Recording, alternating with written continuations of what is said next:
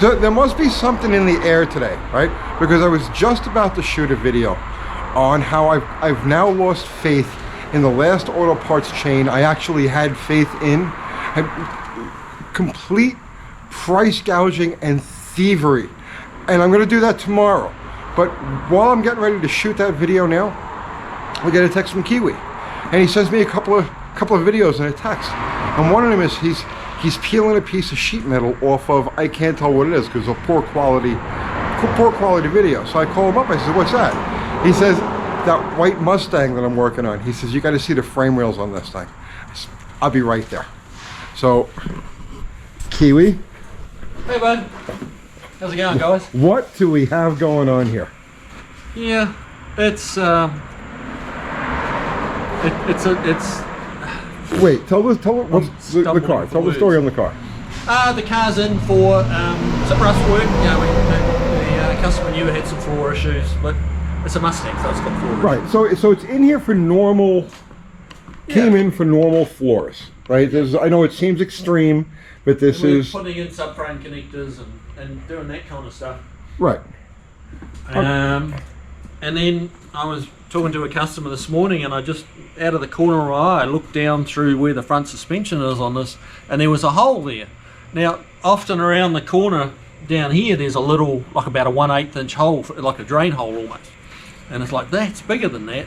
What's that? So the customer left and went back to it, and this is the sort of bullshit that I found. This was a metal. This is okay. When you go to Wikipedia and look up how not to weld, I think there's a picture of this there. Okay, so now where was this piece exactly? It was like in, which side was it? This side. It was like in here, trying to hide some holes. Which, I just smacked it with a hammer and basically it fell out, and I was able to fish it out before we got the suspension out. And this is what we got. This is the frame rail in this car. All these holes. There's really not a lot holding the shock tower in, really. And this isn't supposed to be open either. No, this is meant to be. I mean, this is a three-sided. This is a U-channel now. It's meant to be a box, like a rectangular box section, which is what makes the chassis rail strong. So they'd put this patch in. And not even attempted to put a top in the rail, but doing it with this. This is like 22 gauge, like just nothingness. Like it's just somewhere to hold up. This is Bondo. This little lump you see here is Bondo, like that short strand fiberglass Bondo. They've really just tried to cover it up to get it out the door for sale. Unbelievable. With just no regard for anybody's safety. This is typical car flipper stuff. Yeah. But wait, there's more. Wait, there's more. Yeah, that's the things. I often get customers in here and they say to me, "Oh, do you are these cars yours? Like, do you flip them?" And it's like, they don't actually. And I have to let it go because I feel quite insulted.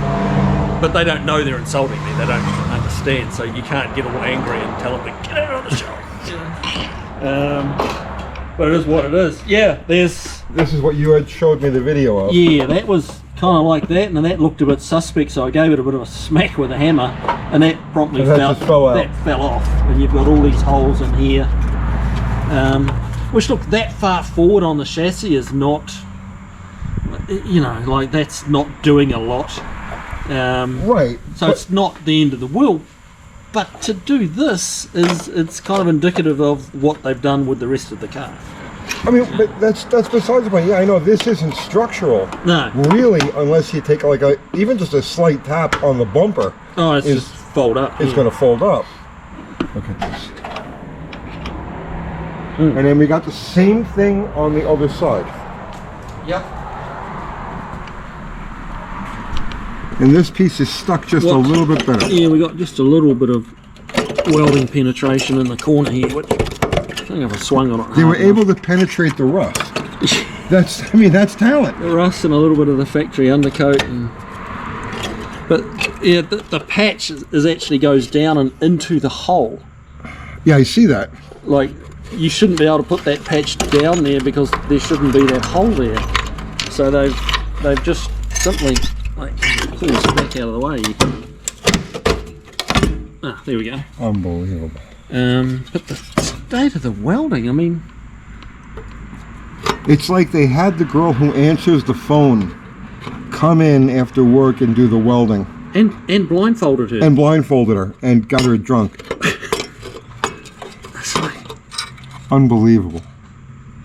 Like when you don't know how to weld, like it's hard to do, but you got to know that's the wrong way to do it. Let me turn that up. Yeah.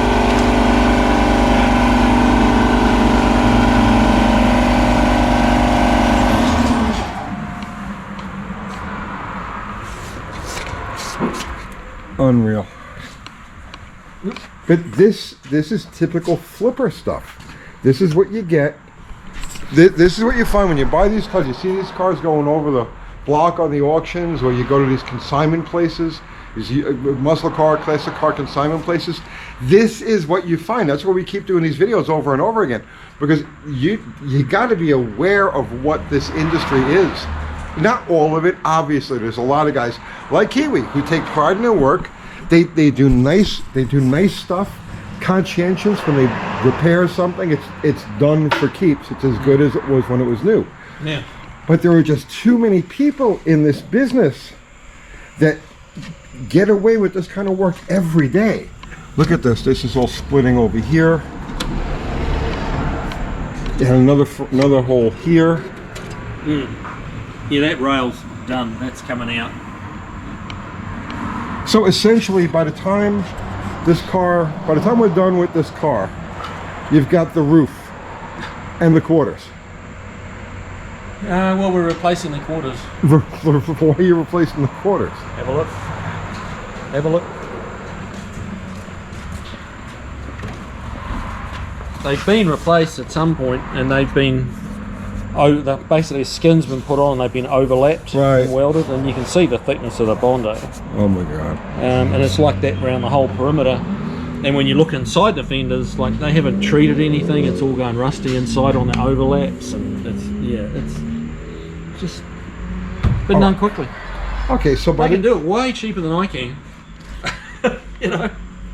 Alright, so by the time this is finished, yeah, what's left of the original car? As you say, the roof, the rockers, the floor pans are going to be new, firewall, cowl.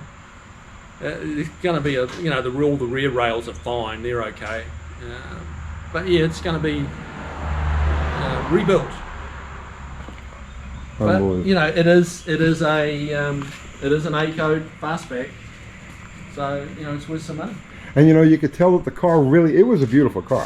And this is my favorite paint job, the white with the blue stripes. Right. So I mean, the car definitely had, what they call eyes. Yeah. But, yeah. Look, both quarters just lapped over. Lots of Bondo.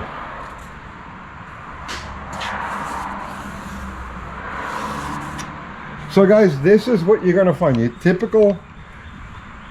Yeah, and like I said, I don't want to paint every car and every dealer with the same brush, but you go to these auctions, the stuff, classic car, muscle car auctions, you go to these classic car consignment lots, and this is exactly what you find there. You've got unscrupulous people putting these cars together. They dig them out of swamps and all sorts of situations, and just perfume them. They do stuff like this. They do stuff like this. And give it a quick paint job and send it. And if you ask me, and I'm not exaggerating a little bit, whoever did this work, whoever does this kind of work belongs in prison. It's not a matter of they should be out of business. They should be in prison. This is theft by deception, like on a large scale, and in a kind of way where you're really endangering people. This is frame stuff. If this car had any sort of major accident, it is folding. What do you think, Kiwi? There's absolutely no structure on the suspension pickup boards, which you just got to have. Right. You got to have. But the cars are 60 years old, and if you think there's no rust in them, well, you're wrong. Right, think again. It's just like metal rust, and it doesn't matter. someone's going to come on and comment, you know, typical Ford, you know, you can hear them rusting on a quiet night, you know, like, don't buy into that. Like, don't rush out and buy a Chevy because you can hear a Ford rusting on a quiet night. They all rust. Is it my imagination, or is this... No, that's Bondo. It is Bondo. Yep. Well, there's no support. Oh, jeez. Unbelievable. But it is, you know, it's a big jigsaw puzzle. And we can buy the missing pieces, and you just put the jigsaw puzzle back together again. Okay, ballpark, and obviously you can't be exact with this. What do you figure somebody would expect to pay? They bring in a car in this general condition. What do you figure they can expect to pay? Parts, labor, everything to have this thing rolled back out and be sound? It depends on how bad it is. I did a convertible Mustang a while ago, and that had flaws, you know, chassis repairs, a bunch of stuff like that, and that rolled out the door at about 15 grand. 15? See, that's not as bad as I would think. You know, there was no body, no paintwork, no exterior bodywork. Just $15,000 for frame rails, rust repair. Yeah, inner rockers, you know, seat pans, belly pans, all that stuff. Well, now what about this car with the front frame rails and all? Like cost-wise? Yeah. I don't know yet, but we're doing a lot of other stuff too, like all this. It's getting Scott's hot rod front suspension in it. You know, so the shock towers are going. You're going to cover all that on your channel. Yeah. The hot rodding of this car. We're getting it's all the Scott's rear suspension. It's like a 6-link rear suspension. It's getting. It's going to be, you know, it's going to be high end. It's got the Coyote motor. It's going to be high end, and unfortunately, just because someone was unscrupulous, he's added another 15 grand to his estimate of what it was going to cost. And time-wise, how many? Now, okay, obviously you blow through these things relatively quickly compared to the average person. How long do you figure it takes to do this? Just the rust repairs, probably, you know, it's 120 hours. About 120 hours. Something like that. Which is 3 weeks, you know? Like, to get all this back into how it was in 3 weeks is a bit to do. Right. So you're going to cover the whole build on this car on your channel. It's getting a Coyote motor. It's getting a full-blown front and rear suspension. Yep. This thing is going to roll out of here as like top dog. Pretty much. All right. And so, in case you haven't already, you have to subscribe to Kiwi's channel. And the name is? Kiwi's Classics and Customs. Well done. And the 10th subscriber, every 10th subscriber that he adds on from here, he comes to your house and shampoos your carpets. So you want to get on there now, right? Every 10th subscriber, Kiwi shows up. He's got we're running out of shampoo rapidly. He's got his whole Bissell system and all of that. It's very nice, very professional. And he comes and he does your carpets. Don't believe everything you see on YouTube. Believe it. You can believe it. You can believe that we do our show every Thursday night. It's a question and answer. Yeah, tomorrow night. Tomorrow night. Yep. Right? So 7 o'clock Central Time on my channel, Uncle Tony's Garage. Well, you know that. You're watching my channel. And, yeah. We'll be there. We'll have some fun. We'll be there. Yeah. So, that's it, guys. Terrible stuff, right? There you go. People belong in prison. Honestly, people who do this kind of stuff, they belong in prison. If you're going to buy something, get an inspection on it. Yeah. But not just one of those like, oh, let me look at it. Let me look at pictures of this thing. You really got to poke around, and because all of this stuff here could have been found. It was well hidden. It was well hidden. It was well hidden, I but didn't pick it up straight away, and that was with the engine out. But somebody who was doing a thorough inspection on this car would have spotted the areas on the top of the frame that were rotted out. There were enough red flags that could have been seen during a thorough inspection that it would have been flagged. So that's it, guys. I'll see you tomorrow.